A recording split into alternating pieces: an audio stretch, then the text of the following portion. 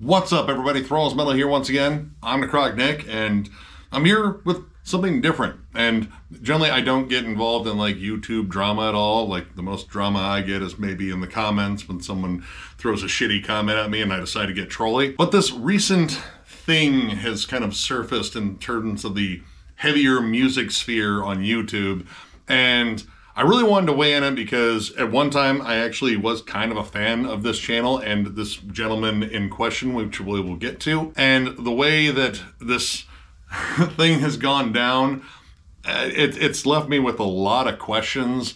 And, you know, full transparency here, I am not like trying to play devil's advocate for this gentleman, one Finn McGRIFTY, the punk rock MBA. I think what he did was pretty damn shitty, and it really speaks volumes to his character, I think. But I do want to get into like maybe the reasoning behind this too, because this just kind of comes across as strange. Now, the issue in question, I'm pretty sure most people know it, is he was on a podcast and essentially just said he was never into any of the music that he went over on his channel, which seems kind of odd. He even kind of like insulted his own fan base, which honestly, he grew a pretty massive channel. Like he had over 600,000 subscribers at one point, which that number definitely seems like it's dropping. That's more than like Banger TV. I mean, granted, yeah, he's behind like Anthony Fantano, but in terms of like a bigger voice, in terms of, I mean, arguably heavier music on YouTube, he was definitely one of them. Now, while I did watch some of his stuff earlier on, I kind of lost interest in him because I felt like it was starting to retread a lot of topics that I didn't care about. Like, I don't give a shit about the Warped Tour lineup from 2003. I also don't give a fuck about what Newfound Glory is doing these days. Never had any interest in those bands. Never went to a Warped Tour, didn't really give a shit. But occasionally he would talk about some metal stuff.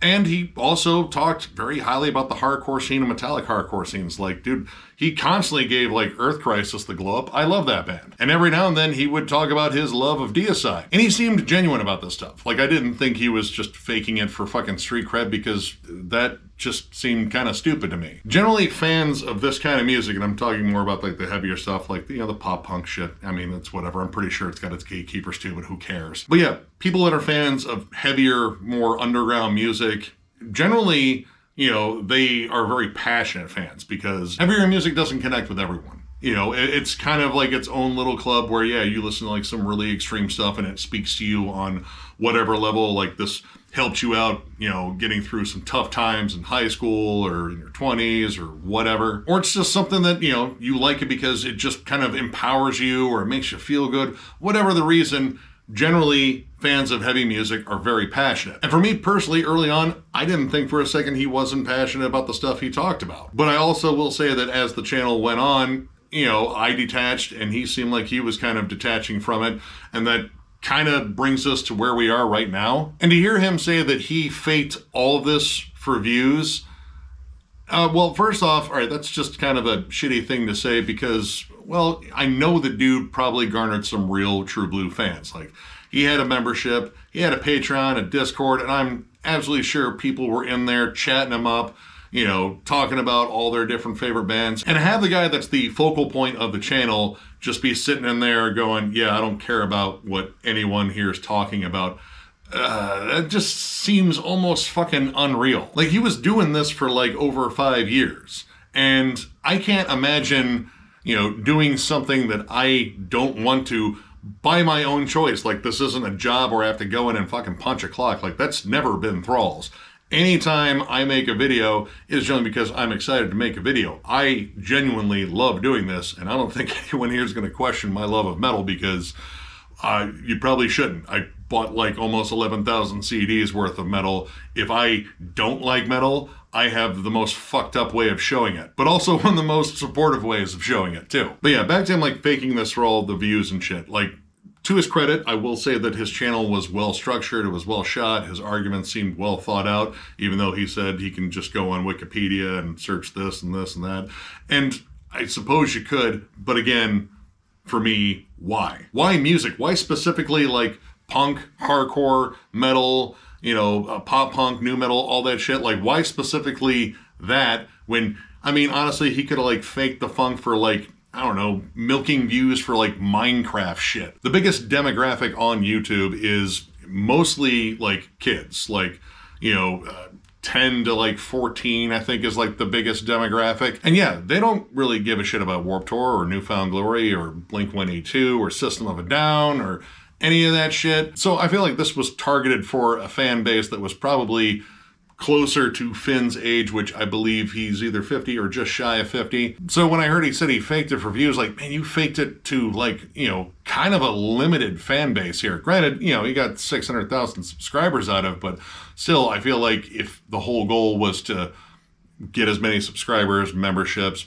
Patreon people as possible, then you target something that's infinitely more popular. Like, was this like a giant social experiment? Like, I just don't get the motivation behind doing this. So there's still part of me that thinks that he probably does actually like the music, but this was like some fucked up self-nuking of his channel just because he didn't want to do it anymore and he just wanted to have like the last laugh, which I feel is pretty fucked up too, just because, like, again, I'm sure he garnered some real fans of his material. Like, people that became members, people that became Patreon donors and shit. Like, you donated to a guy that was a fucking fraud and was like leading you along all the time. Like, I don't know what went on in his Discord either, but who knows what the Discord experience was like. I mean, was he like, nice to people there? Did he even show up? Was he dismissive and just like a complete asshole to people all the time in there?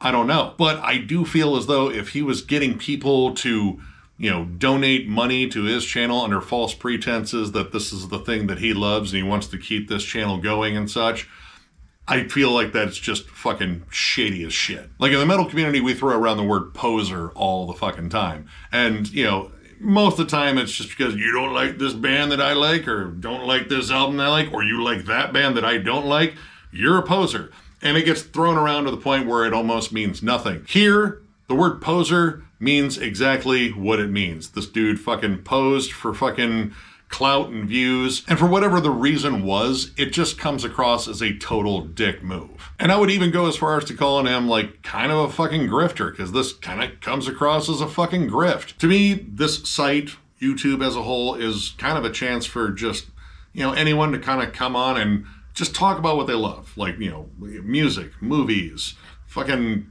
cars and shit like that. I don't know. There's tons of different videos for tons of different things. It's an endless resource of both information and distractions. And at least for content creators that are, actually talking to people and not just like uploading a video and just like, yeah, this is the thing I do, and like not really talking to anyone, not showing themselves on camera. This becomes an outlet to just express our passion for the things that we love. And the idea of someone just faking that for fucking views, I don't know. I that just does not sit well with me at all. Now, I know he said he wanted to like move on to his marketing campaign, which, I mean, he did build a pretty large channel on stuff that is, more of a niche market. But at the same time, would you sign up with this guy in terms of like, marketing? Like, yeah, he did get results, arguably, in terms of subscribers and probably members and Patreon donors and all that shit. But at the same time, it was all a grift. It was all a lie. Would you even trust him? Like, whether he's considered it or not, he became kind of a role model to a lot of people. Like, that's kind of part of doing this. Whether you like it or not, you do become kind of a role model. Like, if people look up to you and want to, follow suit and be kind of like you, yeah, it is kind of on you to just not be a giant piece of shit. And I can't help but to think of like how many actual legit fans that this dude let down for, again, whatever his fucking reasons are. Now, there's a whole bunch of like other stuff circling around this, like the decisive age gap between he and his girlfriend. I've heard some stuff. I've also heard his girlfriend's kind of a fucking shithead too. Birds of a feather flock together. But I don't know much about that. I really didn't want to go that much into it. But in terms of him being, one of the bigger creators in terms of like the heavier music sphere, and just finding out that he's